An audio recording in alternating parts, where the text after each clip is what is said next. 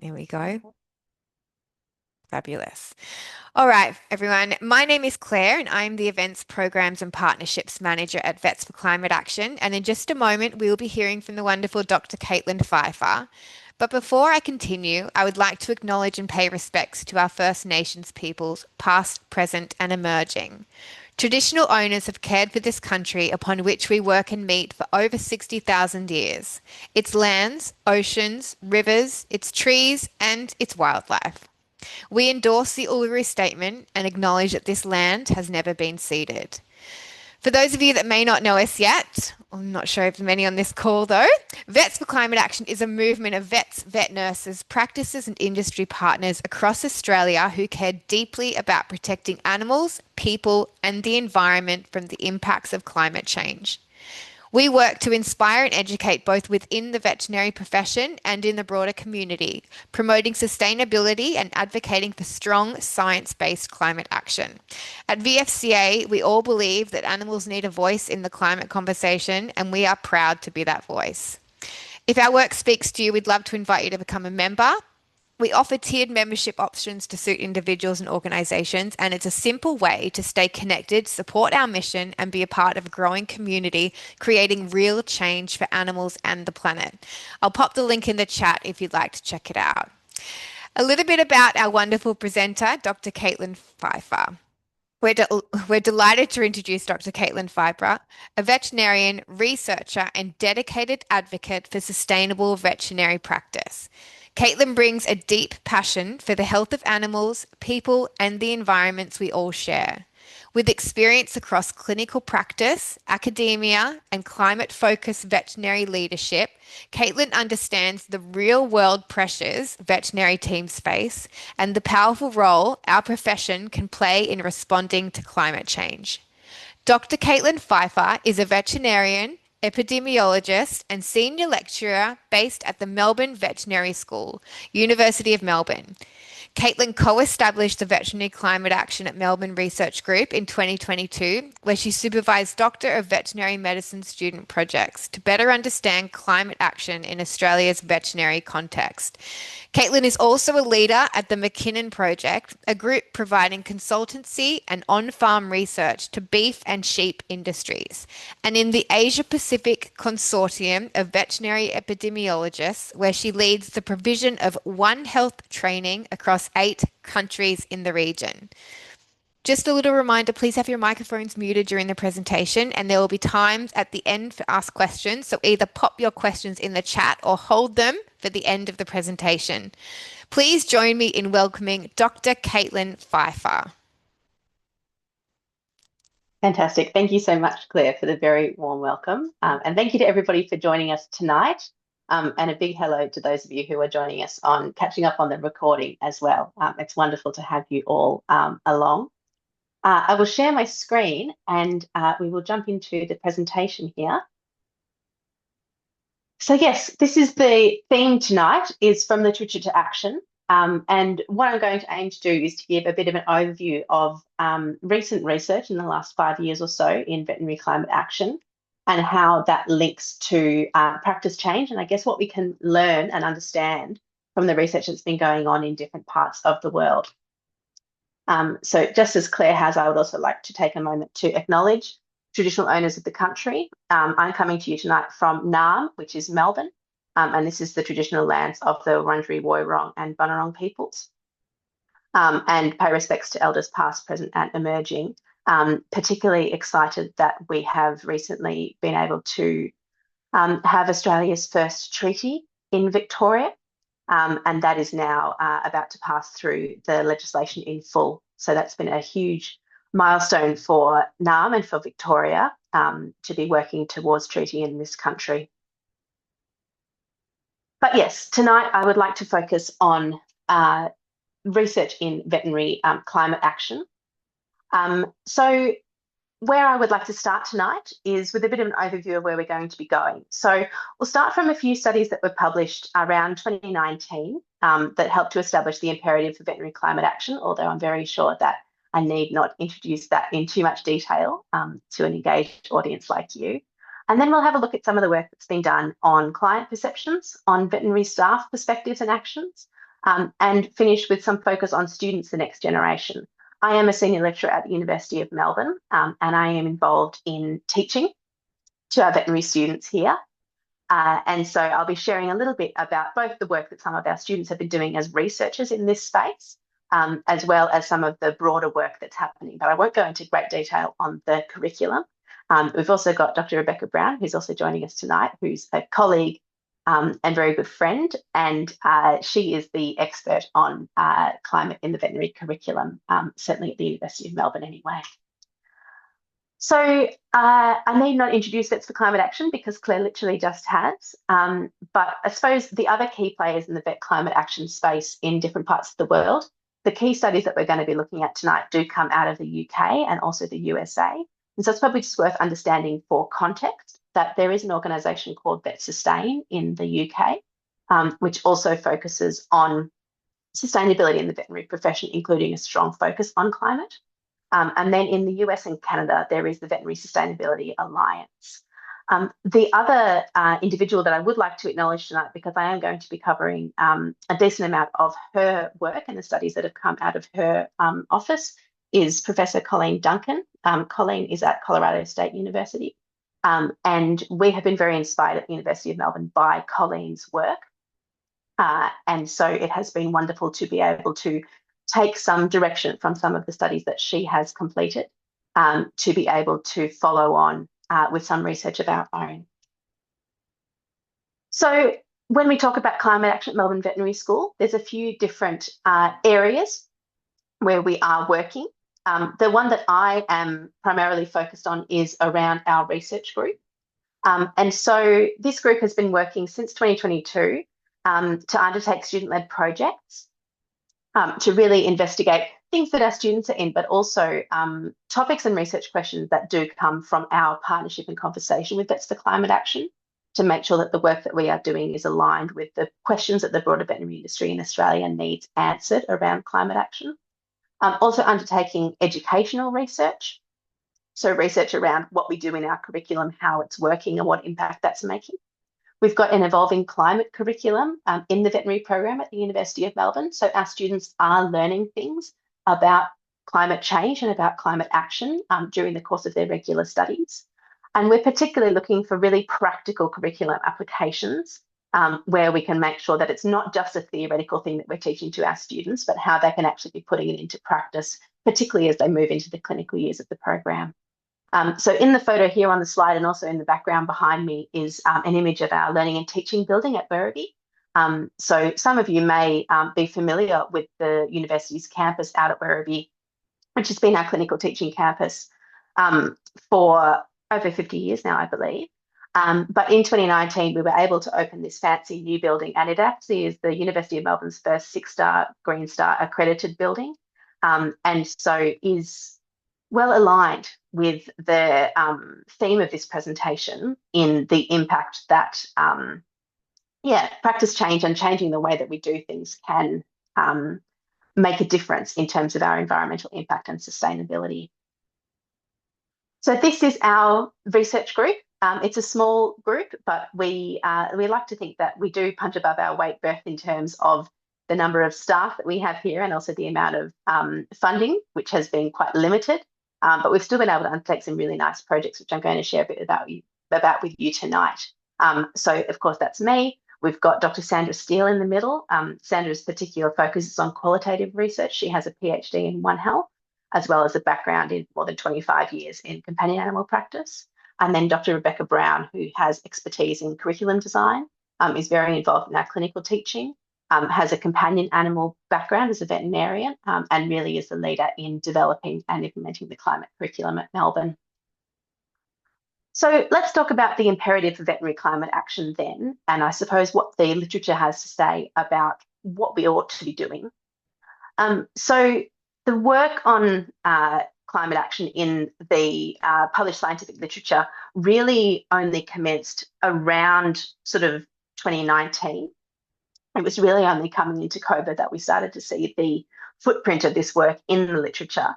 And I suppose it's always worth remembering as we talk about these studies that there is a delay between the work being undertaken and the publications coming out. that delay can be just a couple of months, but it can also be a year or two or even a little bit longer. And so typically when we say that, it was published in 2019, well, this has obviously been a seed of thought in people's minds before that. But this was a systematic review that was done in 2019, and it only identified 3 directly relevant peer-reviewed articles for environmental sustainability in veterinary practice. And so I'm pleased to say that if they were to repeat the same method to search for literature now, we would find a decent number more studies available to be able to inform where we're going with environmental sustainability in veterinary practice. So I think that that's a really nice starting point for us to say that, yes, this is an emerging area of research, but it's also an active one. And there are a number of people around the world who are passionate in driving this forward. A nice little paper that was published in Frontiers of Veterinary Science in 2022, and you'll see Colleen Duncan's name on the author list here. And this paper really called for veterinary professional societies to bolster their policies on planetary health, for the expansion of climate-related education for veterinary students and professionals. And that includes both the practical climate-related education for the work of people in the veterinary industry, but also the expansion of education for policy and advocacy skills. And then particularly for veterinary professional societies to establish calls to action for climate change and planetary health. Now, it's interesting to reflect back on the fact that this was published now 3.5, almost 4 years ago. And some of these things we have seen change in, and some of these things, these calls are probably still as relevant today as they were those years ago. One last paper that I will throw up here, and again, this has got Colleen's name on it. Proposed actions for the veterinary profession to be undertaking. A key one is leading by example, taking action in our work and in our clinics. And I was really heartened to watch the 0 October webinar from last month to see some fantastic examples of people taking action in their work and their clinics. That we should be building new partnerships across disciplines and professions, and that we should be promoting education policy and research. And I think that we are promoting and starting to see some real progress in these areas, as some of the other studies that I'll show tonight will demonstrate to you. So let's talk a bit about what clients expect of veterinary clinics and where the market force is driving this. Now, there's not a lot of research available yet in this area. It is something that probably is worth some more attention. This is the key study, which again came out of Colleen Duncan's group, looking at what clients wanted. So this was a crowdsourced survey delivered online of just over 1,000 dog and cat owners who had engaged with the veterinarian in the 3 years before the survey. What they found was that a lot of these owners did perceive that there were effects of climate change on their pet's health now, and the vast majority of them perceived that those effects of climate change on their pet health would increase in the future. So you can see in the little diagram there examples of the kinds of topics that people did identify were likely to be impacting on their pets. So there is recognition out there, at least by a proportion of our client base, that climate change is important for their pet's health and it is something that they should be thinking about. This are a series of questions that then were asked directly to these clients in the survey, and more than 60% of them agreed with each of these statements. So they wanted to be informed about the sustainability of efforts being made by their vet clinics. They would value knowing that their vet clinic had obtained some certification for sustainability, that they're interested in the environmental impact of vet care, that they do consider the sustainability efforts of businesses when deciding where to spend their money more generally, and that they felt that actions that they took in their personal and professional lives could contribute to effective action on climate change. So there was broad recognition that these things are important. An interesting thing that was asked in this study was about if they understood that their veterinary clinic was more sustainable than others, were they willing to pay more for those services? So is there actually a market force, a business case around increasing your prices perhaps associated with that sustainability? Now, these kind of studies are difficult to do accurately and always need to be interpreted with a grain of salt. But most of the clients did report that they were willing to pay up to 10% more for veterinary services, knowing that they were coming from a sustainable clinic. Now, in these sorts of studies, what people say versus what they actually do in the real world, there can be a bit of a gap there.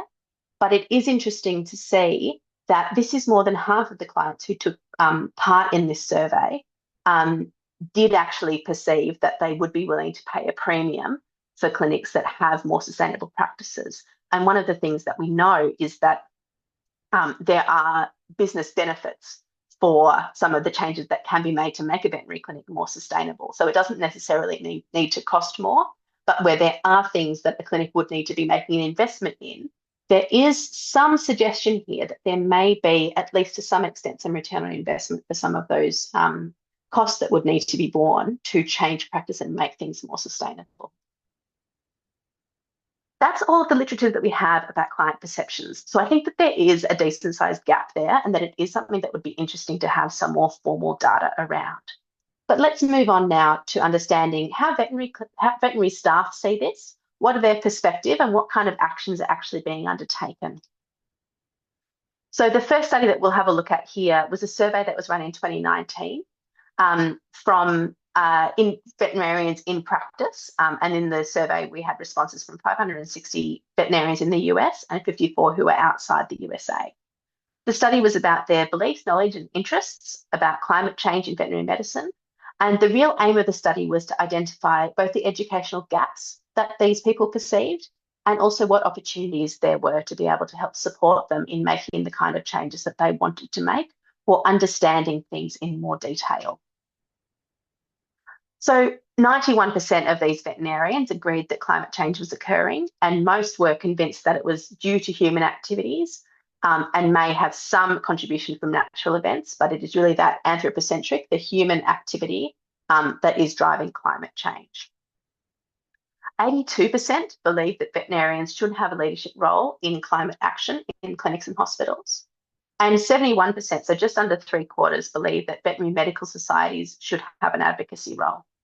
A key concern that came up in this study was about a key concern when it came to talking about climate change with clients and the impact of climate on their pets' health with clients was the concern around damaging client relationships due to differing political beliefs. Now, it's worth understanding the context of this study. This survey was run during the first Trump presidency in the US and, of course, is primarily having responses from veterinarians in the United States. We don't have much information about whether this concern about differing political beliefs and therefore the potential risk to the client-veterinarian relationship that might be associated with directly addressing climate change, whether that's transferable between countries or if that's kind of a specific contextual thing to the US. But it was a major factor that came out in this particular survey. Almost 3/4 of the veterinarians believed that the environment, health and climate change should be included in veterinary curriculum. And 87% responded that they had had no climate education during their veterinary degrees. So that is something that we know has changed and is continuing to change and is a really positive direction that veterinary education is going. Almost 3/4 did call for the need for continuing education content on climate change for vets, with priority topics identified being economic impacts for animals and sustainable practices specific to veterinary clinics. So there was call here for programs exactly like the programs being run by Vets for Climate Action. So here's another study, and this was now looking at veterinary practice support staff. So a survey, this was only published just recently, but the survey was actually run back in 2020. And again, was from a pool of a similar number of veterinary technicians, veterinary assistants, and vet tech students in the US. Again, a lot of these people believed that climate change is moderately or greatly relevant to veterinary patient care, and most indicated that they were looking for education on the environment and particularly climate change and its association with animal health. That these things are needed in veterinary technician education as well. So in the US, we have veterinary technicians. In Australia, we tend to have veterinary nurses. And the specifics of how these two different groups of veterinary support staff, there's some slight technical differences, but it's a similar sort of space. only 6.2% of the people surveyed in this study, now again, remembering they ran this survey back in 2020, only 6.2 knew about any existing opportunities for climate change education at the time. Hopefully, if you repeated this study now 5 years on, you would find that that number is increasing, both because of the opportunities that are available and increasing awareness of those opportunities. But I've just listed out the 4 key priority knowledge areas that were identified, which are environmentally sustainable behaviours specific to veterinary medical practice. So building design, waste, the way that you're using anaesthetics, all these kinds of things, individual animal health impacts of climate change, economic impacts as related to animals, and then also personal actions that they can undertake to reduce their environmental footprint. So similar sort of parallel stories between the veterinarians and other people working in these practices. Coming now from the US and shifting over to the UK, this is a study that was published in the Veterinary Record in 2022 about sustainability policies and practices at veterinary centres in the UK and Ireland. This was specifically an equine-focused study, and so responses from just under 400 equine veterinary centre representatives. 17% of the respondents said that they had some sort of environmental policy in place at their practice. Many others had informal waste reduction initiatives, but not a broader environmental policy. And something that really gets highlighted in this study is that there's a clear gap between the values and what these staff want and the actions actually being undertaken at their clinics. So the staff in the clinics identified the importance of action on sustainability and aspired to be able to take those actions, but the practices and the initiatives that are in place did not necessarily align with what those staff and clinics were wanting to do. So again, this was a study, I think the data was collected in 2020, 2021. So a few years ago now, but there is this gap between people wanting to do things, but not really knowing where to start or having barriers that were in place, stopping them from being able to take the kind of action that they wanted to. So what about in Australia? Well, limited information, but we started in 2022 to recruit students to be able to run some small studies to investigate some matters like this.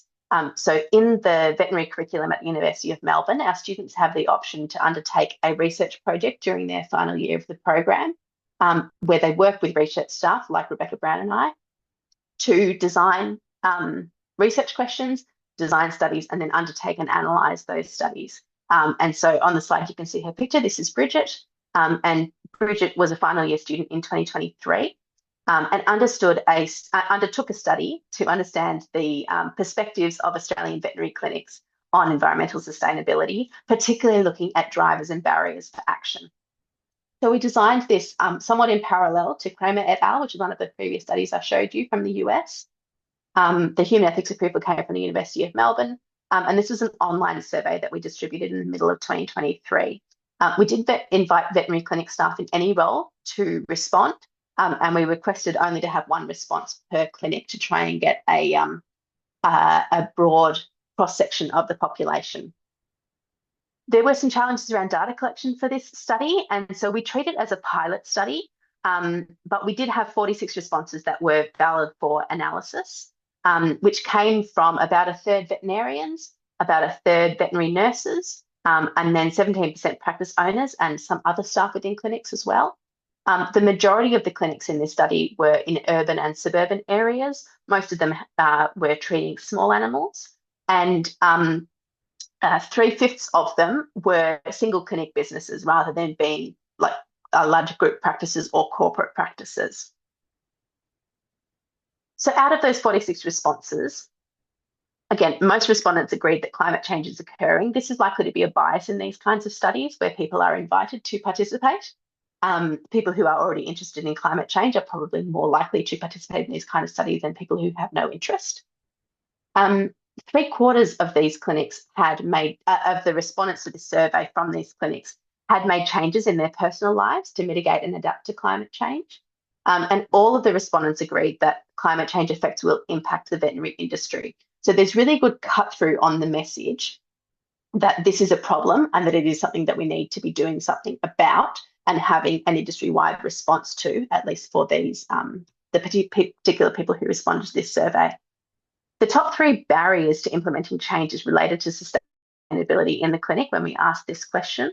A big one was around the lack of client pressure. So although from the previous study where I talked about client perspectives that there is interest, at least in theory, from clients to be aware and pushing for veterinary clinics to be more sustainable, the lack of client pressure is really a thing that makes it hard to be able to convince the management of the clinic that something needs to change. A lot of people also talked about not having enough time to be able to actually implement the kind of changes that they were wanting to do, that the clinic was too busy and they didn't have the time to be able to put into planning, executing and evaluating the changes. Not enough time to investigate to find out what they should be doing was also a factor. A lot of them did also talk about financial constraints, that there's not enough money to be able to invest in the kinds of changes that would be needed. And then a big one, so the lightest colour is the one that they put as the first, their number one barrier, and then the middle blue is their second barrier and the third blue is their third barrier. The one that came up as the number one barrier across the most participants was actually that they don't feel supported by their management to be able to implement these kinds of changes. So it's not necessarily the people who are at the top of the tree in the clinics who are wanting to make these changes. It's often either the veterinarians or the veterinary nurses and support staff who are motivated to want to drive these things, but not feeling sufficiently supported by the management to be able to actually, again, invest the time and the effort to start to push about these changes. So some really interesting insights there that we're able to pass back to Vets for Climate Action to help to inform their work. And it will be really interesting to try and run a similar study in the next couple of years, both to get a broader cross-section of what's going on in the industry and also to see what the change in these kind of factors is over time, because we know that there are active interventions and actions in place to try and make some of these shifts. Potential things that would help drive people to make more change or to be able to make more change include things like advocacy by veterinary industry associations, including Vets for Climate Action, but also looking more centrally at groups, other groups who are leading the veterinary industry. Access to guidance or programs, and I think the Climate Care program is a really great example of that kind of thing. Support from their management, and then the financial support to be able to implement changes and make the investments that might be needed to shift the ways that things are done in their clinic. Okay, so that's all that we really know at the moment about veterinary staff perspectives and actions. So there's a scattering of these kinds of studies that are being done, but it's by no means comprehensive, and it will be useful going forward for us to look at ways that we can be a little bit broader in our coverage with this kind of research, and particularly to set things up to be able to track over time the impact and the changes that we are able to make, and where possible to make sure that that is flowing through into things that are searchable, studies that are valid and things that are searchable, so that we can really establish the evidence base for this. I think particularly for making the case to people who are veterinarians, who are trained in an evidence-based approach to problem solving, that we can actually provide and really hang our hat on the quality of some of this evidence. But what about students? And I suppose there is a little bit of a bias here, and working at university, I do have a very strong belief in the security of the future of both our profession and also society more broadly, because I get to meet lots of amazing young people who are coming through the university who are really passionate, really engaged, really keen to be well informed, and are looking to come through the university and then out into their careers to help to push for a different world. It really inspires and energises me to be working with these young people, and our veterinary students are, of course, no exception. So there are a few studies that have focused specifically in the veterinary educational space, and I'll just run through each of them briefly. So this was the first one that was published. Again, this has come out of Colleen Duncan's group at Colorado State. An online survey of 869 vet students from 24 different universities, the majority in the USA, but some also from outside the US.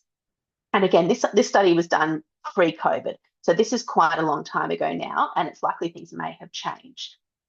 over 70% of these students thought that the environmental and health impacts of climate change should be in the curriculum, and that vets should be playing a significant advocacy role in relation to climate change and health. So they recognise not only the importance of learning about these things, but also in equipping themselves to be able to be those kind of advocates going forward. Over 60% of these students thought that vets had both a role in educating the public broadly and educating their clients specifically in the impacts of climate change, particularly focused on animal health. Again, students were asked about what barriers they thought there were to being able to talk about climate change in the consult room with their clients. A key one that came up with a US dominated respondent group was, again, this concern about political views. And again, this work was done during the first Trump presidency. Also being unsure of how to start the conversation with clients and that there's not enough time in appointments. So these students were enthused about the idea that they should be having climate conversations in the consult room with clients, but they weren't quite sure how to actually execute on that and how to fit it into what can also already be a really crowded space in these kind of consults. And then students who were concerned that the clients maybe wouldn't be interested in hearing about climate change and its impacts, or that telling them these things won't make much of a difference to them. So what about in Australia? Based on that previous study, we designed a very similar study, and this is Zoe James pictured on the slide, who did this project in 2023. So again, this study had human ethics approval from the University of Melbourne, and was a survey that we went through several iterations of drafting. And then once it was ready, we sent it out to students at all the veterinary schools in Australia and New Zealand. And they had access to it from May to August 2023, after which time Zoe pulled together the data specifically focused on the students' perspective around climate change education for analysis. So we had 235 responses received from across the vet schools in Australia and New Zealand. There wasn't overrepresentation of the University of Melbourne because Zoe and her colleague Hugh were actually in Melbourne at the time, and so we're a little bit more able to promote this survey. But we did actually have representation across all of the 8 schools of Australia and New Zealand. As would be expected, reflective of our general veterinary student populations, most of the respondents were under 25 years. A majority of them were women, although there were also men and people with non-binary and other gender identities in the group. And interestingly, almost half of the respondents did come from regional, rural and remote backgrounds, with the other half, of course, coming from capital cities. So there was a reasonable cross-section of people from different backgrounds in that regard, although we do know that the veterinary students are a biased subset of the broader population. So what I'm going to do here is actually to compare the results of what came out of the work done by Pollard and Colleen Duncan, so the US study, and compare that against what we found in Zoe's study. Now, the surveys were run about 5 years apart, and so some of the differences that we see between the two are associated with that change in time and the fact that we were, every year people are getting more informed and understanding these things more. And we've also got the contrast between the international study primarily being US students and then our work specifically being Australian and New Zealand students. But in both of them, these dial plots, so with the blues showing how many students agreed and the red showing students who disagreed, the vast majority in both cases, yes, climate change is occurring, and over 2/3 were extremely sure about that. Again, pretty strong agreement that climate change is relevant to patient care. We did have 74% in the US versus 83% agreeing or strongly agreeing in our Australian study. And again, that might be associated either with the location or with the fact that this is 5 years on and that there is a general shift in understanding and appreciating these things more over time in our veterinary student populations. In the Australian study, most students did rate themselves as somewhat knowledgeable about climate change. The green is students self-identifying as being very knowledgeable. The blue is somewhat knowledgeable, and then the black is not knowledgeable at all. And the causes of climate change was the most strongly knowledgeable, And of those three categories, the causes, the impact on human health, and then the impact on animal health, it was the animal health impacts that students were the least knowledgeable about when it came to self-rating their own knowledge.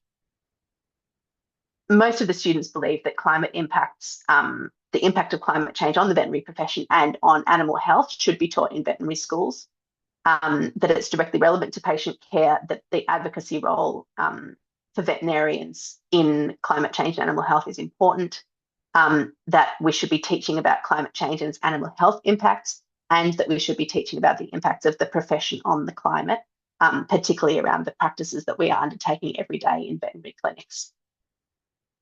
So this is now considering what kind of education opportunities were actually available to these students at the time of the surveys. Now, again, we're 5 years on when it comes to the Australian study, which is on the bottom half of the slide.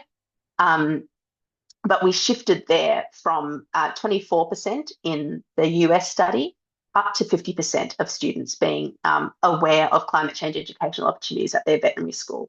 It's really interesting to look at these numbers, though, because what we do know is that there are examples where, when we look back at which veterinary schools these students were from, we know that they had had access to specific teaching around climate in their curriculum, and yet they were still saying no to this question.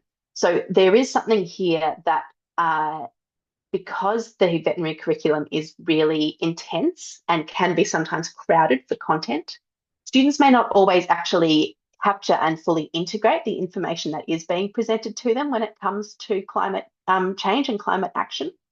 And so it can be useful to really explicitly point out to the students when this is being taught to them, because if it's really well integrated and enmeshed in other subject content, they may actually miss it on the way through and might not fully appreciate the fact that it is there and that we're trying to make these points to them. Teaching some of these things really explicitly so that it's in the front of their minds, particularly as they go out towards the clinical parts of the curriculum and can look for what people are doing in the clinic around veterinary climate action, can be really useful. But again, the vast majority of students in both studies, and more in the Australia and New Zealand study more recently, strongly believe that climate change education should be included in veterinary school. So there's really no question around this. It's not if, it's about how. How do we actually do this? So there was then a study that was actually published earlier this year. Again, Colleen Duncan was one of the leading authors on this, about how we can integrate climate change into competency-based veterinary education. So for those of you who don't have a lot of familiarity with the state of veterinary education at the moment, the majority of veterinary programs around the world now take a competency-based approach, where it's a really strong focus on what does a graduate veterinarian need to be able to do in their first days in practice. And so whatever we're wanting to integrate into the curriculum needs to respond to this competency-based approach. And so Colleen and Amanda and William, who put this study together, present this little diagram that you can see here as the 4 dimensions of climate change education that need to be in the veterinary curriculum, which reflects kind of categories that have been used previously in some of these studies. So animal health, resilient veterinary systems, particularly focused around disaster response, mitigation of veterinary-related climate hazards, that's all of the emissions in the clinic, and then broad community engagement on climate change, and that's your advocacy section. So I won't go through these in detail, but this study does actually lay out examples of competencies for things vets should be able to do at the point of graduation that link directly back to climate change and climate education. And it's really useful to have a framework like this, because it really helps veterinary educators to be able to put these kind of things into the curriculum, and again, to provide that evidence base to underpin their approach. So what are we doing at Melbourne Veterinary School? I'll just touch on this briefly. In our first year of our Doctor of Veterinary Medicine program, we teach basic climate science. We teach about the climate impacts on animal health and welfare, and also touch on for them the impact of the veterinary industry on the climate. In DVM2, the second year of the program this year, we've had a focus on sustainability initiatives in our clinical skills laboratory, and that's expanding out to be across all years of the curriculum from 2026. In the third year of our program, we do have specific content on climate change and its link to emergency responses for wildlife. And also a recent addition has been content on minimising the climate impact of clinical practice, particularly in preparation for these students to be going out into placements in veterinary clinics so that they can be identifying the practices that they're seeing and understanding the impacts that they might have on climate and climate action.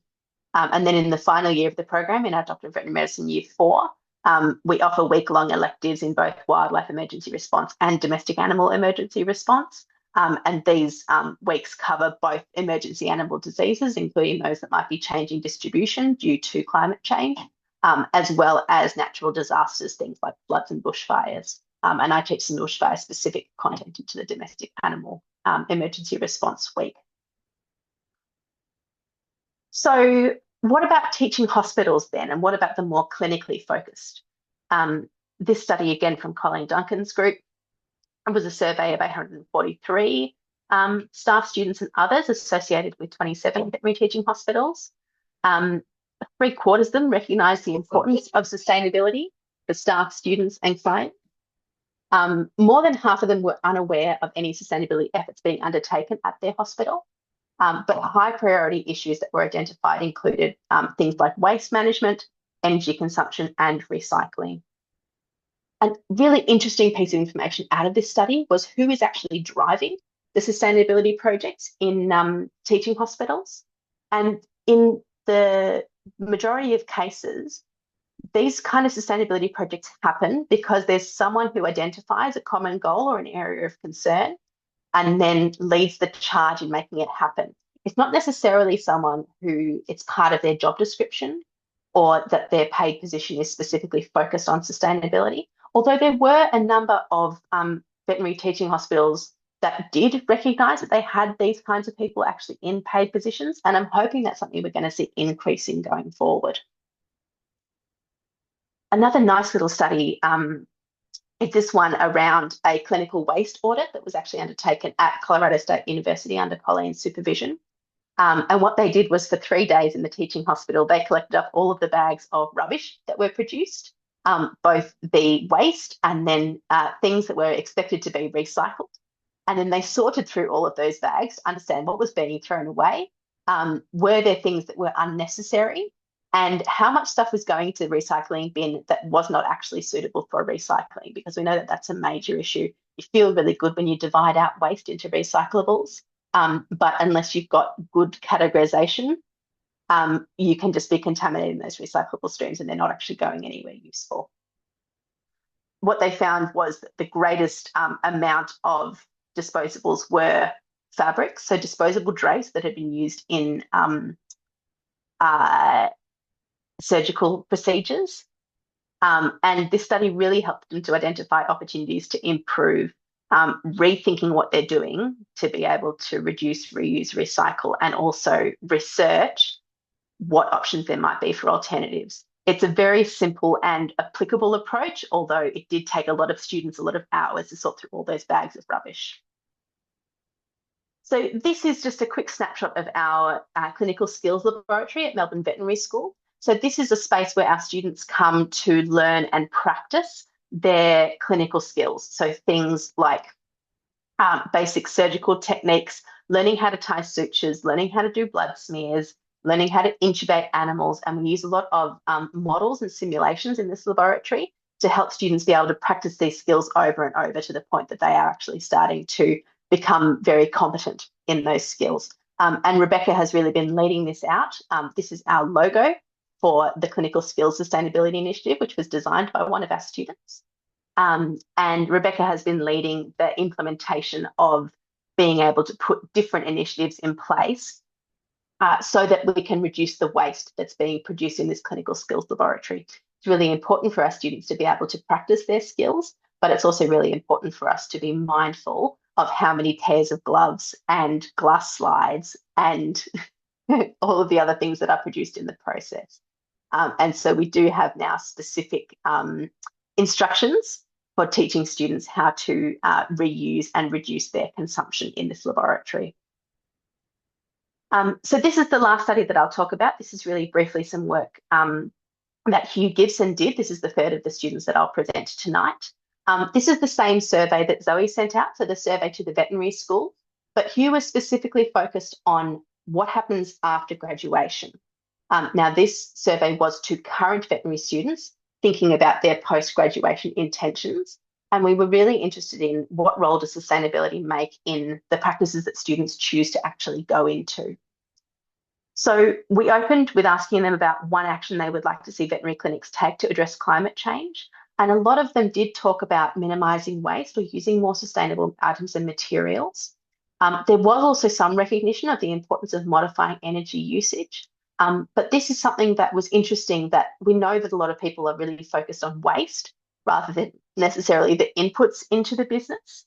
And this is kind of reflected in what these students are saying to us. So it would be interesting to see if these kind of questions might change in the future in terms of what students are actually thinking about, they're looking for in the veterinary clinics that they're going out to. What should veterinary clinics be doing differently, and what are they going to help to push for as they move into the profession, and particularly move into the middle parts of their careers where they're going to start to be able to take those more leadership roles in creating these changes. So we asked the students about how sustainability would impact on what kind of practice that they were going to go and work at. Students are interested in working at clinics which have a culture of sustainability, and they're interested in having information about the sustainability efforts that are being undertaken by the clinics that they might go and work for. Only about half of them would actively consider sustainability when choosing an employer, and less than a quarter of them would reject a practice on the basis of no sustainability if other factors were present that were desirable to them. So if everything else is equal, the students would prefer to go and work at clinics that have sustainability culture. But of course, it's very uncommon that all things are equal. So if we did ask them a more direct question, we offered them 3 different jobs that a new grad might be applying for that had varying levels of a mentoring program, commute time, different salary levels, and then different sustainability practices and certifications. One of the jobs that was in these 3 that we presented to them was a job with a lot of mentoring, decent wages, quite short commutes, but no sustainability credentials. And yet almost 3/4 of students said that that was the job that they would prefer because they saw that combination as being the most beneficial to them as individuals. Jobs that didn't have a lot of those other factors that students are looking for, but that were carbon neutral, were not seen as attractive. So sustainability action is valued by the vets who are coming into our industry, but it doesn't outweigh the other factors. The good thing, I think, is that the kind of clinics that are wanting to take action on sustainability are likely also the kind of clinics that recognise the importance of things like mentoring for their new graduates. And I think if you compare those kind of factors together, then you've got a really strong chance of being able to attract excellent graduate veterinarians who hopefully can become long-term stayers at the clinic. So that's the key studies that I wanted to share with you tonight. There are, of course, other active areas of research related to climate change. I haven't touched on veterinary anaesthesia tonight, but there is a growing body of research around that. And we've also had a student, Savannah Canova, who's been working with us this year, looking at veterinary anaesthetic practices in Australian veterinary clinics, particularly collaborating with Green Cross at the moment. Research, of course, on livestock management and health, research about changing climate and disease distributions, and of course more. But what I've really tried to encapsulate for you tonight is what's happening across the industry and what do people think about this from inside our communities. There is a strong appetite across the industry to learn more, to do more, to impact more. There are some barriers to making changes. We don't really fully understand what those barriers look like at the moment. Many people in the veterinary industry report that they don't know where to start or how to grow their action. That's true for the survey work that I've presented tonight. We don't have more recent research to understand if that has changed over the last few years, but we do know that excellent resources and programs like the Climate Care program are increasingly available, and that people are interested in this sort of information. So how do we take this research and understand how to build our collective momentum around climate action? I think it's really important that we have networks to learn from one another, that we're telling the stories and understanding the actions that each other are taking to be inspired by. We need visibility of those initiatives and actions, and I think platforms like this masterclass series are a really great way to have that. We do need research and evaluation to help to capture the progress, to confirm that it's happening in a valid way, and then to be able to continue communicating it. And I think there is an important and really growing area where we need to be having advocacy across the profession to help to encourage everyone to be taking this kind of action. There is a really important role that veterinary education can play in having a broad influence on all of these factors. And that comes from the lecture theatres through the teaching laboratories and out to the clinical placements that our students are undertaking. So thank you so much for your attention. If you're interested in being involved in this kind of work and you're interested in this kind of research, we would love to hear what your research questions are, what information you need to make informed decisions about climate action. And we're always looking for clinic partners to help us be the places that we can undertake this kind of research, for research students to work with us, for collaborative funding opportunities, and for survey participants. And a really important way that you can contribute to this kind of research is by supporting Vets for Climate Action, because we are having direct conversations with the team at Vets for Climate Action to inform the questions that we're asking and the way that we're doing our research so that we can close the loop to turn the research back into action. Thanks so much. Amazing. Thank you so much for that, Caitlin. That was a wonderful presentation, full of vital information. I know I learned quite a bit through that. I will open the room up for any questions that anyone might have. Jeanette has said absolutely outstanding. Well done, Caitlin. I will open the room up for any questions that anyone might have. Um, Jeremy? Jeremy? Yes, Jeremy? Hi, hi, Caitlin, and look, thanks for a great presentation. Hey, I noticed that you're part of the McKinnon project, Yes. and obviously the what's going on in the regions as far as rollout of renewable energies is a very politically contested space, to say the least, at the moment. But what the veterinarians being taught about understanding the carbon footprint and the steps needed to address that as they go out into large animal practice. Now, I know the focus is on methane, but if you look at the whole system of animal production, the actual burping of methane is only one small part of the whole mix. And can they take that message out and say, well, look, hey guys, don't worry about the methane right now. There's a whole lot of other areas you've got some quick wins before we sort of pick on that. Is that sort of message going out there, like the herd health and all that kind of stuff? I think it's limited for the veterinary students at the moment. I think there's two really interesting things for our veterinary students to be reflecting on. One is around their own impact from a clinic perspective, because if you're doing that kind of large animal practice, you're out driving in a vehicle a lot of the time, and thinking about the emissions that are associated with the kilometres that you're doing in the routine veterinary practice. But there's also some really interesting things happening in the space around, I suppose, the way that farms can generate carbon credits and where those carbon credits are being sold to, and being more interested and aware in where those kind of practices are going. And again, taking sort of a systems perspective and a whole value chain perspective to what the emissions are, where they're coming from, what the opportunities are to be able to change things, and to look at emissions in a farm to fork kind of perspective. We're not doing a lot of that work with our veterinary students at the moment, and I think that there are real opportunities, but I think it's such a changing area, and there is not necessarily consensus in the industries for livestock around exactly what we should be doing. And so it's a little bit of a complicated space for us to be able to share with our students a really concise and specific message and set of recommendations, because it is quite a complicated conversation. So I don't know if it fits into an undergraduate curriculum space, or if it's something that we need to be looking at what is happening in the continuing education space, or are there other opportunities for our veterinarians to be learning about these kinds of things going forwards? Yeah, look, can I just make another comment? It's interesting that, like, a personal communication I had with a friend who's a large animal vet, and a new graduate going out to like a feedlot scenario where the farmer's wanting antibiotics and they're pushing back saying, well, their training has taught them that you don't just dish it out.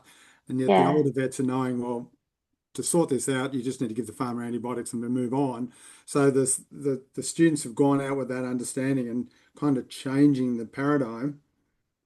Can they go out with that sort of climate attitude that they've now learned, starting to learn about antibiotics? Can we start to embed that in the students, I suppose, and so that they start to push the message back to the farmers? Well, you can't just have antibiotics, or you can't just just buy feed from anywhere, or whatever once they start to understand the carbon footprint. So yeah.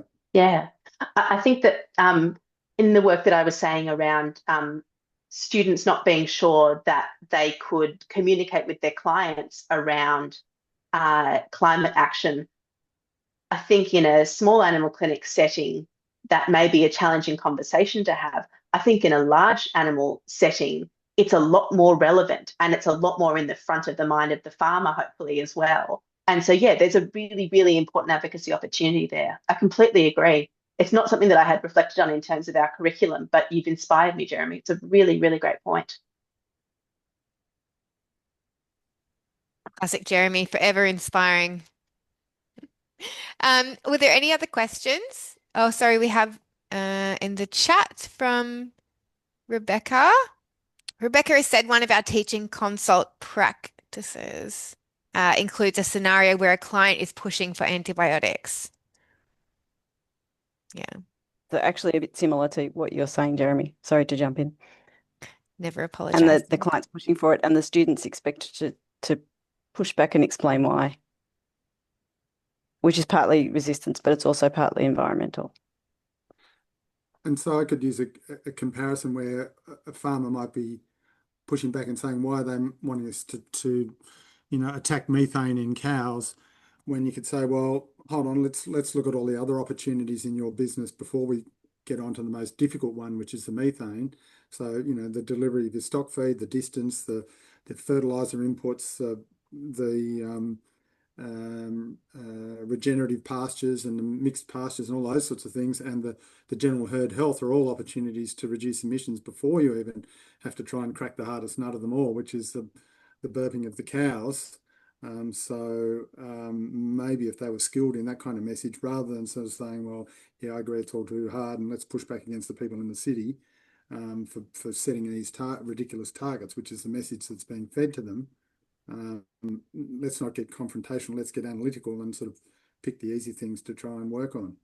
Yeah, I think one of the complicated things in the large animal space around climate action is not every veterinarian feels they are the right expert to be advocating for this. And so what is the role of the veterinarian and what is the role of people who do have more specific expertise in climate and carbon and these kinds of things? But I do agree that veterinarians do have a role, and if there is a clear message that can go out to industry, veterinarians are a really important part of the advocacy group who can advance that.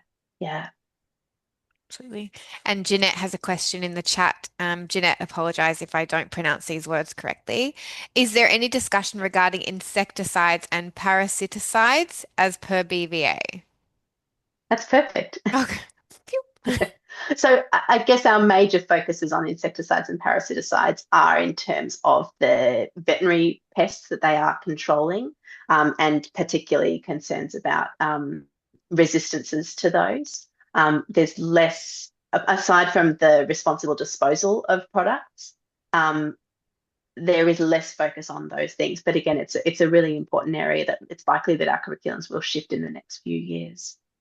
It is actually discussed briefly by me. Oh, is it? Fantastic. Yes. There you go. I'm learning as we go. Thank you, Rebecca. Tell us more.